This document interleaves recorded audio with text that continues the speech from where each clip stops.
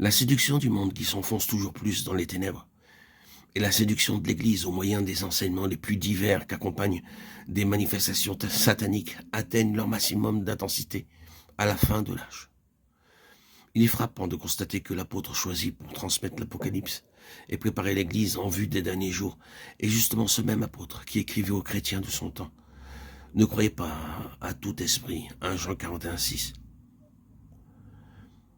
Celui qui mettait en garde ses enfants contre l'esprit de l'Antéchrist et l'esprit d'erreur, de séduction, ne croyez pas. Tel est son mot d'ordre, telle est l'attitude qu'il préconise. C'est-à-dire douter de toute doctrine et de tout docteur jusqu'à ce que preuve soit faite qu'ils sont de Dieu. Éprouver les enseignements de peur qu'ils n'émanent de l'esprit d'erreur et ne fassent partie du plan de campagne arrêté par l'Antéchrist pour séduire les nations et les amener à se révolter contre Christ. Si cette attitude de neutralité, de doute vis-à-vis de tout enseignement surnaturel était nécessaire au jour de l'apôtre Jean, quelques 57 ans après la Pentecôte, combien plus est-elle requise aujourd'hui que nous sommes dans ces derniers temps prédits par le Seigneur et l'apôtre Paul.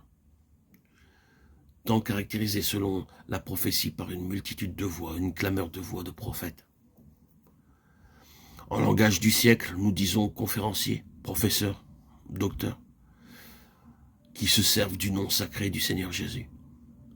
Temps caractérisé par une multitude d'enseignements et de doctrines d'origine surnaturelle spirituelle, doctrines accompagnées de si merveilleuses preuves que même les plus fidèles enfants du Seigneur sont perplexes, ébranlés, et que plusieurs sont séduits pour un temps.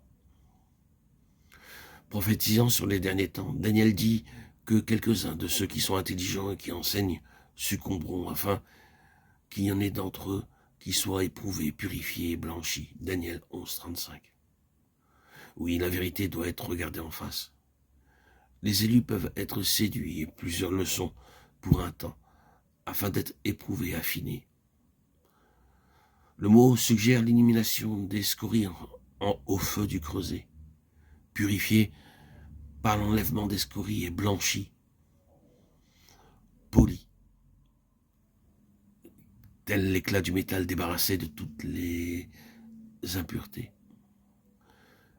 Très probablement, le fait étrange relaté au chapitre 13 de l'Apocalypse et la prophétie de Daniel citée se rapportent à une même chute et à une même défaite.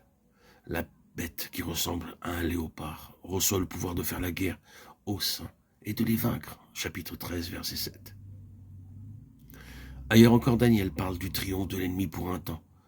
La corne faisait la guerre aux saints et prévalait sur eux. Daniel 7, 21. Jusqu'à ce que l'ancien des jours vint et que le temps vint que les saints entrassent en possession du royaume. Il ressort de cette prophétie qu'au temps de la fin, Dieu permet à Satan de vaincre momentanément les saints. De même qu'il lui permit de cribler Pierre, de même qu'il autorisa son triomphe apparent lorsque l'agneau est livré aux mains des pécheurs et crucifié entre les brigands, de même enfin qu'il permet le meurtre de 2 témoins et son triomphe mondial et éphémère. Apocalypse 11, 7, Apocalypse 13, 7, 15.